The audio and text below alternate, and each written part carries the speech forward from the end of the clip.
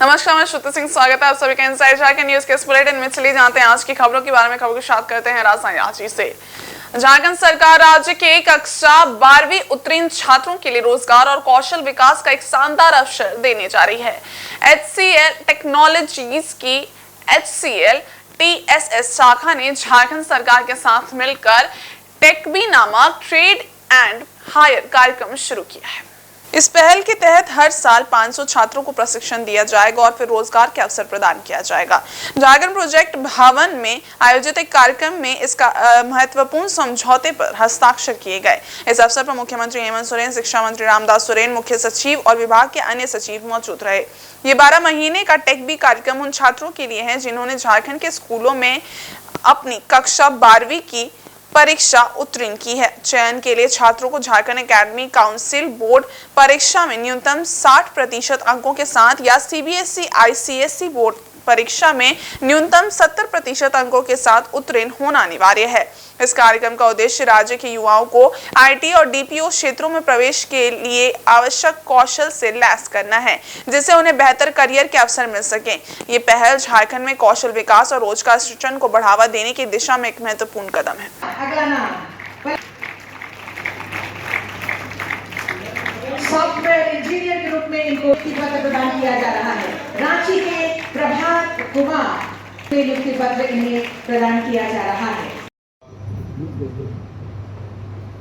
गंभीरता से नहीं लिया था, लेकिन इसकी सफलतापूर्वक अभी आप लोगों ने देखा कि बच्चों को उदाहरण के तौर पर यहाँ हम लोगों ने नियुक्ति पत्र भी दिया। ऐसे ही कई बच्चों को आज HCL समूह ने रोजगार उपलब्ध कराया और एक सफल कार्यक्रम के रूप में देखते हुए आज विधिवत रूप से सरकार के साथ एक इकरारनामा हम लोगों ने किया है। आप स्कूल से निकलते ही अपना करियर कैसे बना सकते हैं, अपने पैरों पर खड़ा हो सकते हैं,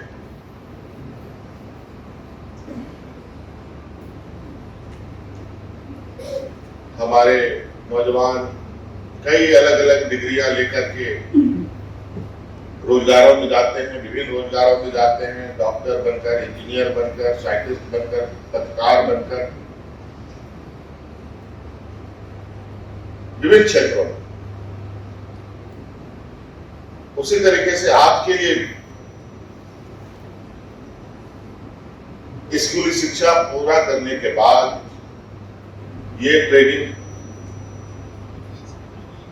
करने के साथ साथ आप रोजगार की दिशा में भी जा सकते हैं और रोजगार के साथ साथ आप आगे की भी पढ़ाई आप कर सकते हैं और इसके लिए भी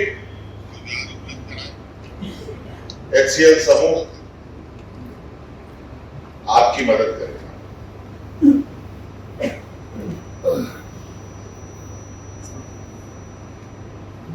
चाहे वो आप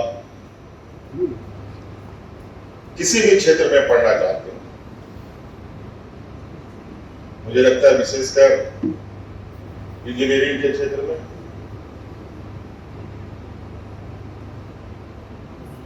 मैनेजमेंट के क्षेत्र में आप आगे की पढ़ाई करना चाहते हैं, तो अपने नौकरी के साथ साथ पढ़ाई की व्यवस्था भी HCL समूह की ओर से किया जा रहा है।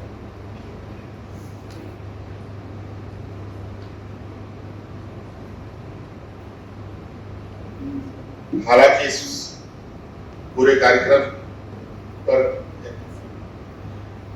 के लिए HCL समूह को सरकार की तरफ से कोई राशि उपलब्ध नहीं होगी, बल्कि आप सभी छात्र छात्राओं के जो आपको इस प्रोग्राम में खर्च आएगा उसकी व्यवस्था तो हमने पहले ही आपके लिए कर रखा है। विशेषकर ST, SC, OBC और माइनॉरिटीज के लिए आपको पता होना चाहिए कि हम लोगों ने गुरुजी क्रेडिट कार्ड प्रोग्राम चला रखा है और उस गुरुजी क्रेडिट कार्ड लेने के बाद सभी छात्र छात्राओं को आगे की बेहतर पढ़ाई के लिए 15 लाख रुपए तक का बैंक आपको सहायता राशि उपलब्ध कराती है। कोई बंधक रखने की आवश्यकता नहीं है, घर द्वार जमीन जायदाद गिरवी रखने की आवश्यकता नहीं है। आप उससे अपना पढ़ाई पर इस कोर्स को पूरा कर सकते हैं। मैं नहीं कह रहा हूं कि 15 लाख ही लेना है, इसमें 1.5 लाख 2 लाख 3 लाख रुपए खर्च है तो 1.5 लाख 2 लाख 3 लाख रुपए तक भी आपको बैंक तुरंत उपलब्ध कराएगा। तो आपको घर से भी पैसा नहीं लगना, सरकार आपके साथ खड़ी है और उसके बाद एक्सेल समूह का रिइंबर्समेंट भी आपके लिए अलग सहायता होगा। इसीलिए एक निश्चित रास्ते की ओर आपको आगे बढ़ने का एक मौका इस कार्यक्रम के माध्यम से मिलेगा। नहीं तो आप देखते हैं पढ़ लिख करके डिग्री लेकर के हमारे युवक इस तरीके से रोजगार के लिए इधर उधर भटकते हैं।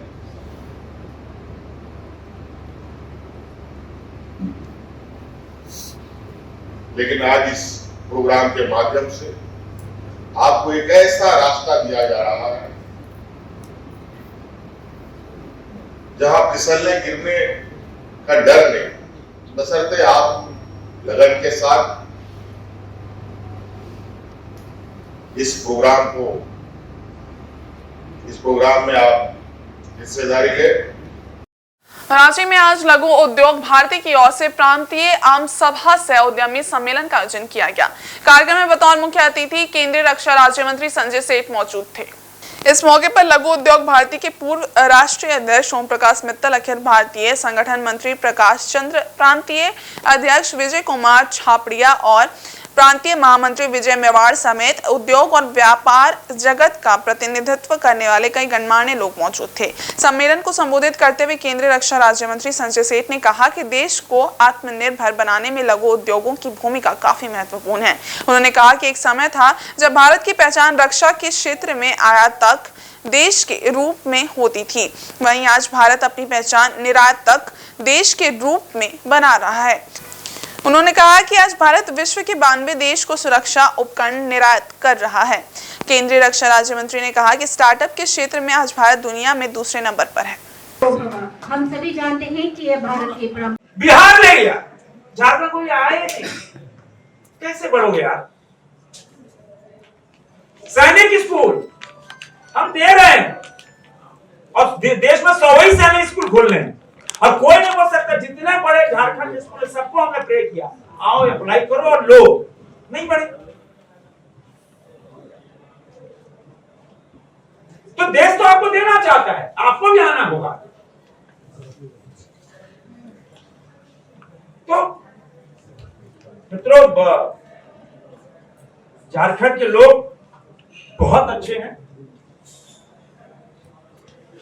यहां हुनर है, यहां ईमानदारी है, यहां कर्तव्य निष्ठा है, पर जरा सा जरूरत है पुशअप का। और उस पुशअप के लिए हम सब बैठे, मेरा हम सबका उपयोग करो। उसके लिए कभी पीठ नहीं दिखाएंगे हम सब। और मेरा तो ये मानना है कि लघु उद्योग भारती को और गतिशील होना और आगे बढ़कर जो हिंदुस्तान के अंदर और जहां बड़े बड़े इवेंट होते हैं उसमें पार्टिसिपेट करना। हम देखेंगे तो सीखेंगे, सीखेंगे तब जमीन उतारेंगे। तो इसमें भी हमको पार्टिसिपेट करना होगा और तब जाकर इस प्रदेश को हम सब और तेजी से आगे। राजधानी रांची के हरमू स्थित आसू पार्टी कार्यालय में पार्टी के मुख्य प्रवक्ता देवशरण भगत एवं वरिष्ठ नेता प्रवीण प्रभाकर सहित अन्य नेताओं के समक्ष युवा नेताओं को पार्टी का पट्टा पहनाकर सदस्यता ग्रहण कराया गया। सदस्यता ग्रहण कार्यक्रम के उपरांत पार्टी के मुख्य प्रवक्ता देवशरण भगत तथा वरिष्ठ नेता प्रवीण प्रभाकर के द्वारा आजसू पार्टी के द्वारा 22 जून को होने वाले बलिदान दिवस कार्यक्रम के विषय पर विस्तृत रूप से बताया गया। आजसू पार्टी के मुख्य प्रवक्ता ने बताया कि आगामी 22 जून को राजधानी रांची के खेलगांव स्थित हरिवंश टाना भगत स्टेडियम में आजसू पार्टी की ओर से बलिदान दिवस के रूप में कार्यक्रम आयोजित होने वाला है। बलिदान दिवस के एक दिन पूर्व 21 जून को पूरे प्रदेश के सभी जिला और विधानसभा स्तर पर झारखंड आंदोलन में जो सक्रिय भूमिका निभाने वाले आंदोलनकारी को पार्टी की ओर से सम्मानित किया जाएगा।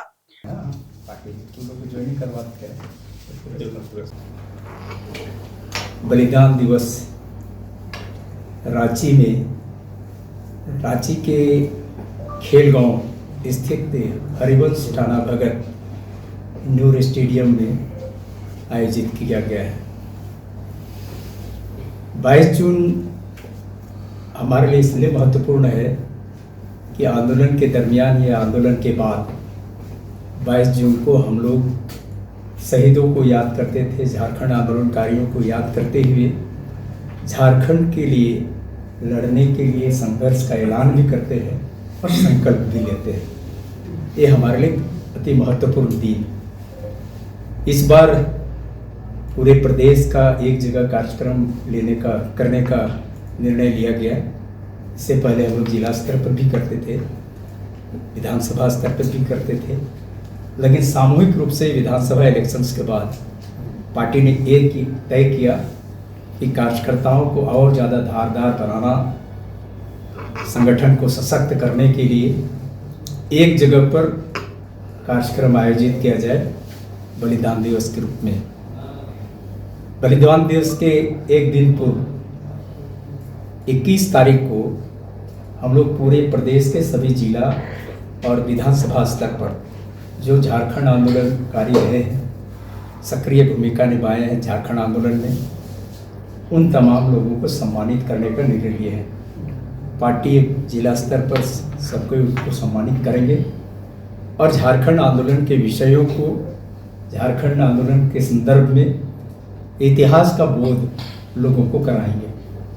बलिदान दिवस के अवसर पर हम निश्चित तौर पर संघर्ष के इतिहास को और वर्तमान जो झारखंड चल रहा है इस दशा को और एक नई दिशा ढूंढने का यह निर्णय लेंगे। 22 तारीख को हम भावी कार्यक्रम की घोषणा करेंगे। इसकी तैयारी को लेके पूरे प्रदेश में प्रमंडल वाइज जितने प्रभारी बनाए गए हैं, सभी प्रभारियों को जिम्मेदारी दी गई कि आप अपने अपने प्रमंडल में जा कर के जिला के प्रभारियों के साथ संयुक्त बैठक करके उस क्षेत्र के केंद्रीय समिति के सदस्य, जिला के पदाधिकारी और प्रखंड और पंचायत के पदाधिकारियों के बीच एक समन्वय स्थापित करके इस कार्यक्रम में यह सुनिश्चित करना है कि पंचायत तक के कार्यकर्ता भाग ले सके।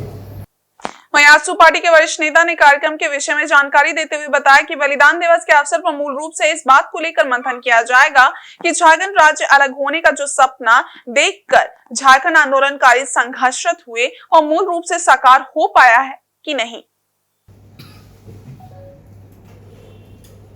बलिदान दिवस हम लोगों ने इसलिए नाम रखा कि पूरा झारखंड आंदोलन अगर हम उलट कर देखते हैं, ये बलिदान दिवस हम लोगों ने इसलिए नाम रखा कि पूरा झारखंड आंदोलन अगर हम उलट कर देखते हैं तो झारखंड आंदोलन पूरे देश में चलने वाले किसी भी आंदोलन से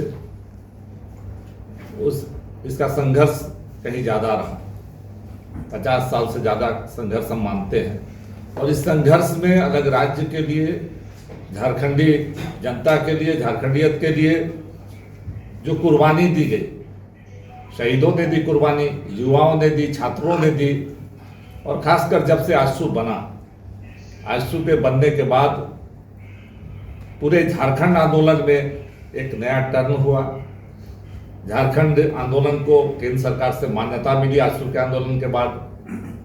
आजसू के संघर्ष के बाद और वार्ता के बाद अलग राज्य का रास्ता खुला। तो कहीं न कहीं उन शहीदों और उन युवाओं की कुर्बानी को हमको याद करने का ये सही समय है इस बलिदान दिवस के माध्यम से। और झारखंड में जो 25 साल अब हम एक ऐसे पड़ाव की ओर बढ़ रहे हैं जब एक पूर्ण युवावस्था की ओर झारखंड आगे बढ़ रहा है। तो ऐसे समय में एक आत्म मंथन का भी समय है कि हमको ये पलट कर देखने की जरूरत है, आत्म मंथन करने की जरूरत है कि जिस झारखंड का सपना शहीदों ने देखा था, क्या वो सपना साकार हुआ है?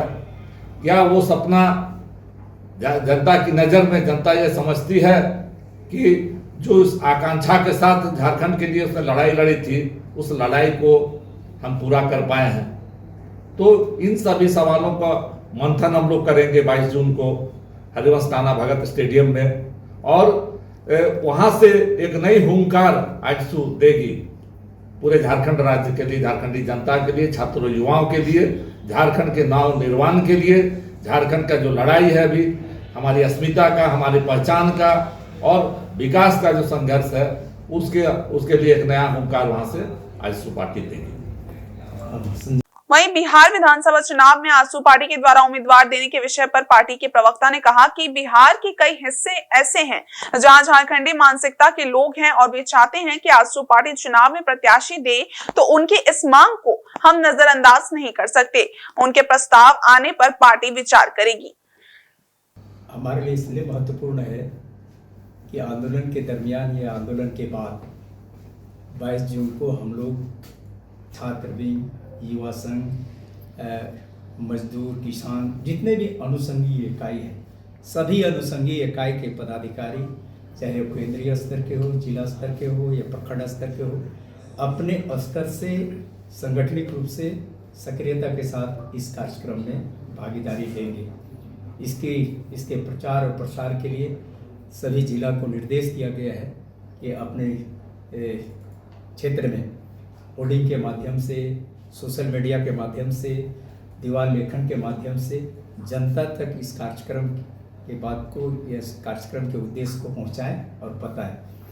अभी तक का जो समीक्षात्मक है, हम लोगों ने विभिन्न, जैसे हसन जी पूरा पलामू प्रमंडल घूम करके आए, हम छोटा नागपुर संथाल प्रमंडल में थे, ये संथाल परगना प्रमंडल में थे, राजेंद्र जी रांची की, हमारे संजय मेहता जी कोडरमा क्षेत्र के उत्तरी छोटा नागपुर में, दीपक जी सिमडेगा खूंटी के इलाके में, सब कोई समीक्षा करके बैठक करके यहाँ पर उपस्थित हुए हैं। और एक निश्चित तौर पर कह सकते हैं कि यह कार्यक्रम ऐतिहासिक होगा और जो हमारे कार्यकर्ता जिनके अंदर में आंदोलन का बोध नहीं है, इतिहास का बोध नहीं है, लोग समझते हैं कि झारखंड दान में मिला हुआ है, लेकिन ये बलिदान में मिला है, इस बात को बताना पड़ेगा। झारखंड लोगों के, झारखंडियों के बलिदान से ही बना है। आज भी झारखंड, झारखंडी और झारखंडियत का सवाल आज भी हल नहीं हो पाया। झारखंड लेने के पीछे ये उद्देश्य था कि झारखंड बनेगा तो यहाँ के लोगों का, चाहे युवा है तो उनको रोजगार, यहाँ के लोगों को पहचान ये मिल पाएगा। ना तो पहचान मिल पा रहा है, ना रोजगार मिल पा रहा है, ना ही हमारे संसाधन ही बच पा रहे हैं। तो चौतरफा अभी झारखंड में लग रहा है, जिस तरह से लूट तंत्र स्थापित है। हम लोग 22 जून को इन तमाम बिंदुओं पर विस्तार से मंथन करेंगे और भावी कार्यक्रम की घोषणा करेंगे। और रांची के निजी बैंकेट हॉल के सभागार में रांची महानगर कांग्रेस कमेटी की ओर से रांची नगर निगम के कार्यकर्ताओं का समागम विषय को लेकर एक बैठक आयोजित की गई। इस बैठक का उद्देश्य नगर निगम चुनाव की दृष्टिकोण से संगठन की स्थिति का आकलन करना, संभावित उम्मीदवारों से संवाद स्थापित करना और प्रत्याशी चयन प्रक्रिया की रूपरेखा पर चर्चा करना रहा। बैठक में वार्ड पार्षदों से लेकर डिप्टी मेयर पद तक के सभी संभावित नाम पर विस्तार से मंथन किया गया। साथ ही उन कार्यकर्ताओं और पदाधिकारी को भी आमंत्रित किया गया जो चुनाव लड़ने की इच्छा रखते हैं। बैठक को संबोधित करते हुए कांग्रेस प्रदेश प्रभारी ने कहा कि रांची नगर निगम चुनाव कांग्रेस के लिए सिर्फ एक राजनीतिक प्रतिस्पर्धा नहीं, बल्कि जनता के बीच अपनी नीतियों, सिद्धांतों और विकास की प्रतिबद्धता को प्रस्तुत करने का सुनहरा अवसर है। हम पूरी पारदर्शिता और संगठन के जमीनी कार्यकर्ताओं की भागीदारी के साथ उम्मीदवारों का चयन करेंगे।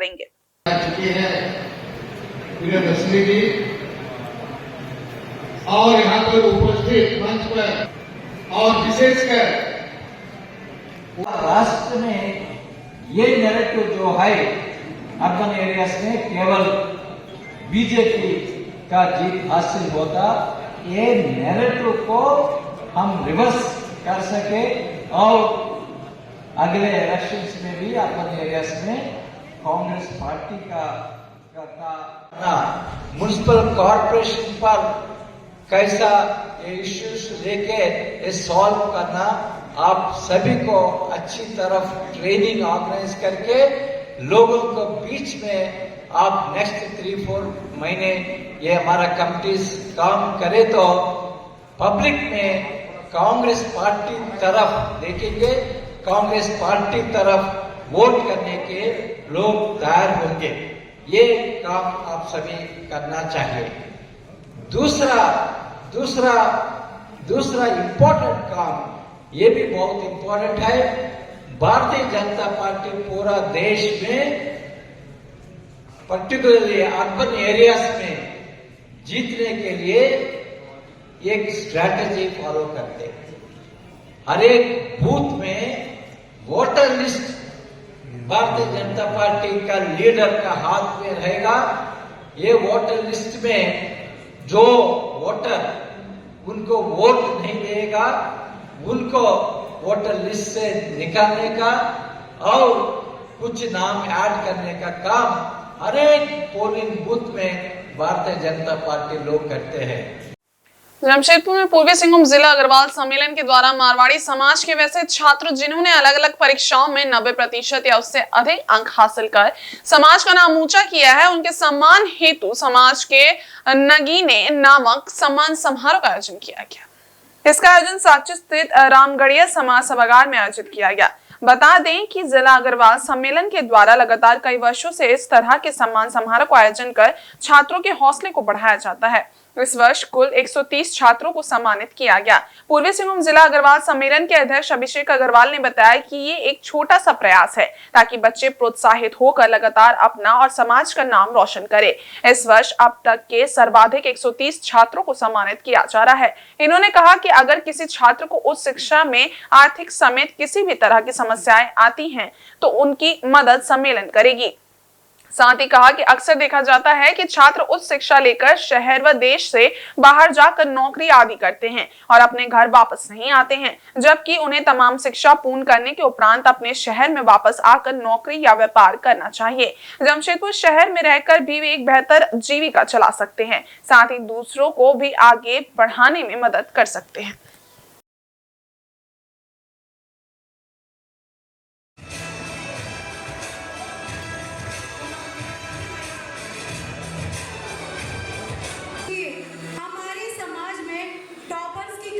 जिला अग्रवाल सम्मेलन द्वारा जो सम्मान समारोह का एक कार्यक्रम किया जा रहा है, ये मारवाड़ी समाज के, अग्रवाल समाज के उन मेधावी बच्चों के लिए जिन्होंने 90% से ऊपर नंबर लाए हैं या किसी सीए के क्षेत्र में, मेडिकल के क्षेत्र में जिन्होंने डिग्री हासिल की है, उनको ये अवार्ड हमारी तरफ से दिया जा रहा है। ये एक सम्मान समारोह है जिसमें हम बच्चों को ये बताना चाहते हैं मारवाड़ी समाज, अग्रवाल समाज भी है उनके साथ। कोई बच्चा अगर आगे की पढ़ाई करना चाहता है, उसे किसी तरह की स्कॉलरशिप चाहिए या किसी बच्चे को किसी तरह का मदद चाहिए, इनको एक प्रोत्साहन की तरह। आजकल बच्चे जमशेदपुर में क्या है, पढ़ रहे हैं, बाहर जाते हैं, फिर वापस आते ही नहीं है, वो वहीं जॉब करते हैं, वहीं सेटल हो जाते हैं। तो बच्चों को ये पता रहे कि समाज यहाँ है। और मैं आपके चैनल के माध्यम से सभी युवाओं को, जो बच्चे हैं जिनको हम सम्मानित कर रहे हैं, उनसे एक बात कहना चाहूँगा, जमशेदपुर शहर में आप पढ़कर बड़े हुए हैं, जमशेदपुर शहर का भी एक कर्ज है आपके ऊपर।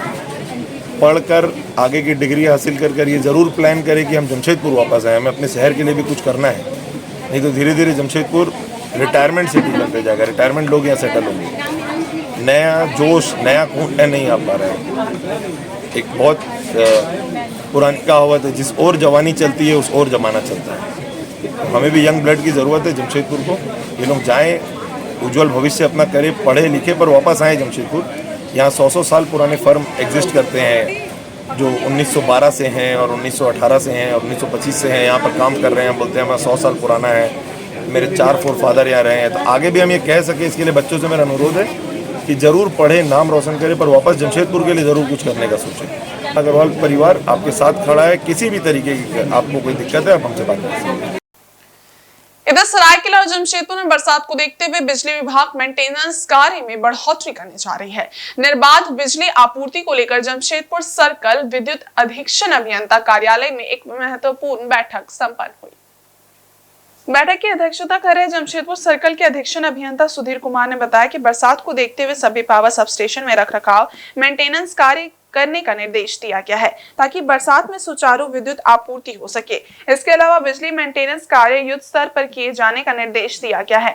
इधर हल्की बारिश होने पर बिजली काटने की समस्या पर अधीक्षण अभियंता ने बताया कि बैठक का मुख्य उद्देश्य पावर कट समय को कम करना है। अधीक्षण अभियंता ने बताया कि विद्युत विभाग राजस्व पर भी विशेष ध्यान दे रहा है। इसके तहत विद्युत चोरी रोकने को लेकर लगातार छापेमारी अभियान चलाई जा रही है। इन्होंने बताया कि पिछले सप्ताह जमशेदपुर सर्कल क्षेत्र में लगातार छापेमारी कर 2 करोड़ राजस्व की वसूली की गई है।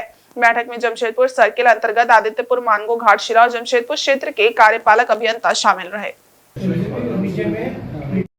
जो भी एडिशनल ट्रांसफार्मर लगाया उसके अकॉर्डिंगली जो उसका कैपेसिटी है उसका एलटीडीबी का प्रोविजन करेंगे विद मीटर, डीटीआर मीटर। का बैठक का मुख्य उद्देश्य था हमारा प्रिवेंटिव मेंटेनेंस करना सब स्टेशन में, प्लस रेवेन्यू का बढ़ाना है, कैसे बढ़ाना है, और जो भी पेंडिंग इश्यूज है उसको ठीक करना था।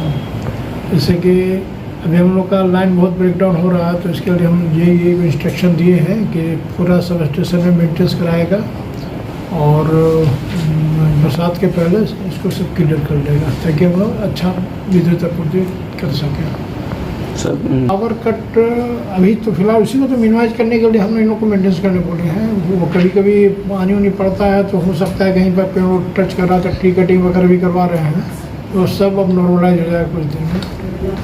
के लिए तो हम लोग सप्ताह में 2 बार एसओ रेड कर रहे हैं और इस बार हम लोग का रेवेन्यू का इस सप्ताह में जमशेदपुर सर्किट में करीब 2 करोड़ के आसपास FIR मैंने अमाउंट का सरायकेला जिले के दलभंगा ओपी अंतर्गत मुत्तुगोड़ा गांव में बीते 13 जून को 35 वर्षीय महिला के हत्याकांड मामले में पुलिस ने शामिल 6 आरोपियों को गिरफ्तार कर जेल भेज दिया है। हत्याकांड का खुलासा करते हुए सरायकेला पुलिस अधीक्षक मुकेश लुनायत ने आयोजित प्रेस वार्ता में बताया कि मुत्तुगोड़ा गांव में बीते 13 जून को पांडु मुंडा की 35 वर्षीय पत्नी मोगरो मुंडा के अज्ञात लोगों द्वारा गला काटकर हत्या की जानकारी दरभंगा ओपी पुलिस को प्राप्त हुई थी। पुलिस ने महिला के शव को बरामद कर हत्या का मामला दर्ज कर अनुसंधान प्रारंभ किया। इसी कड़ी में पुलिस ने तकनीकी एवं मानवीय सबूतों के आधार पर महिला की हत्या में शामिल 6 आरोपियों को गिरफ्तार कर लिया है। एसपी मुकेश लुनायत ने बताया कि डायन बिसाही के आरोप में मृत महिला के ससुर सोयना मुंडा, फुफेरे देवर सुखलाल मुंडा, देवरानी डॉली मुंडा ने हत्या की साजिश रची, जिसमें खरसावा के 3 युवकों को हत्या के लिए कॉन्ट्रैक्ट दिया गया, जिसमें साहेब हेमरन, रायमर मुंडा और गुरुदेव मुंडा शामिल हैं। ससुर ने हत्या का सौदा 2 लाख में किया था। पुलिस के गिरफ्त में आए सभी आरोपियों ने जुर्म कबूल किया है, जिसके बाद इन्हें गिरफ्तार कर जेल भेज दिया गया है।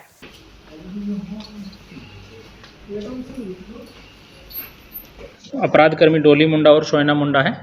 इनके द्वारा हत्या करवाने हेतु सुखलाल मुंडा को 2 लाख रुपया में बात हुई थी और उसमें से 1.5 लाख रुपया अभी तक इनके द्वारा दे भी दिया गया था।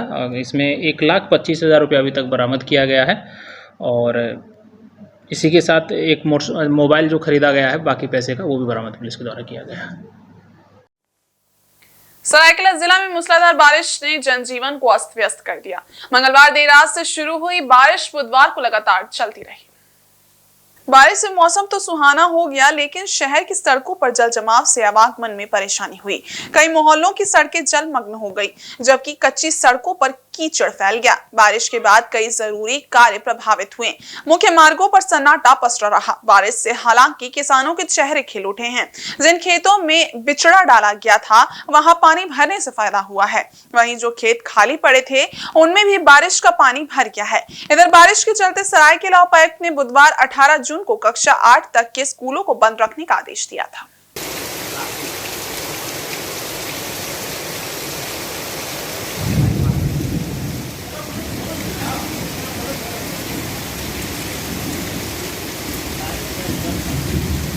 बारिश हो रही है, इसके लिए बहुत खुशी है। बारिश हो गई नहीं तो हमारी खेत जो है पूरा सूखी हो गई थी और सोच रहे थे सब्जी वगैरह कैसे लगाएं, पर बहुत चिंतित में थे। लेकिन अब बारिश हो गई तो बहुत खुशी की बात है। अब हम लोग सब्जी उब्जी लगा के व्यापार कर सकते हैं। और जो लोग धान लगाते हैं, मकई लगाते हैं और जो भी खेती करते हैं, उन लोगों के लिए भी बहुत आसान हो गया। बहुत खुशी की बात है कि बारिश हो गई। तो धूप इतनी थी कि लोग तरस रहे थे पानी के लिए, अब सूखा पड़ गया था। कैसे पानी होगा और कैसे क्या होगा, फिर कैसे सब्जी बिकेगा, कैसे उपजाऊ करेंगे। इसीलिए अब पानी हो गया है तो खुशी की बात है। मैं बता रहा हूँ, बहुत दिन से बारिश नहीं हुआ था। आज देखिए मानसून का समय आ गया है। अब क्या है ना, किसान लोगों को बहुत सुविधा हो गया। अब देखिए ये जो बारिश है ना, इतना दिन से गर्मी अजीब था है ना, लेकिन अब ना किसान लोगों को कमरिया थाना क्षेत्र के आरका जैन कॉलेज मोड़ स्थित गोप होटल में बीती रात अज्ञात चोरों ने चोरी की एक बड़ी घटना को अंजाम दिया है। चोरों ने होटल की टीन की एल्बेस्टस छत को तोड़कर अंदर प्रवेश किया और नगद एवं कीमती सामान पर हाथ साफ कर दिया। जानकारी के अनुसार ये घटना देर रात की है, जब होटल बंद था। सनातन गोप ने इसकी सूचना गम्हरिया थाना को दी, लेकिन सूचना के करीब 1 घंटे बाद पुलिस मौके पर पहुंची। इस देरी को लेकर स्थानीयों में आक्रोश देखा गया। चोरों ने होटल से गले में रखे करीब 14,000 रुपए नगद और पूरा सीसीटीवी कैमरा सेट चुरा लिया। होटल मालिक ने बताया कि जब सुबह होटल खोलने पहुंचे तो देखा कि छत टूटी हुई है और सामान बिखरे हुए थे। इससे पहले भी इस होटल में 2 बार और चोरी की घटनाएं हो चुकी हैं, लेकिन अब तक किसी आरोपी की गिरफ्तारी नहीं हुई है।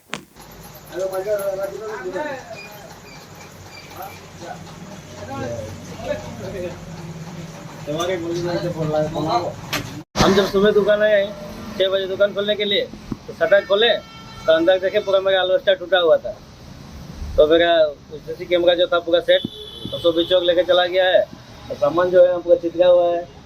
और 1-2 रुपये का सिक्का भी जो था वो 10,000 रुपये का सिक्का था मेरा, 10 का 5 का, जो कस्टमर को जो लौटाते हैं वही पैसा सब, वो सब तो घर ले ही ले जाते हैं ना, वही सब चौक लेके चला गया। कितना था टोटल मान के चलिए ना, वही 10 का था करीब 6,000 रुपया, 2 का 5 का था 4,500 रुपया, मिला के 11,000 रुपया हो गया। संडे को लाए थे और सोमवार को मेरा दुकान बंद था, कल भी बंद था, और आज रात को चोरी हुआ है। और आज के इस बुलेटिन में बस इतना। हम कल फिर हाजिर होते हैं कुछ और नई खबरों के साथ। तब तक के लिए देखते रहिए इनसाइड झारखंड न्यूज़। धन्यवाद।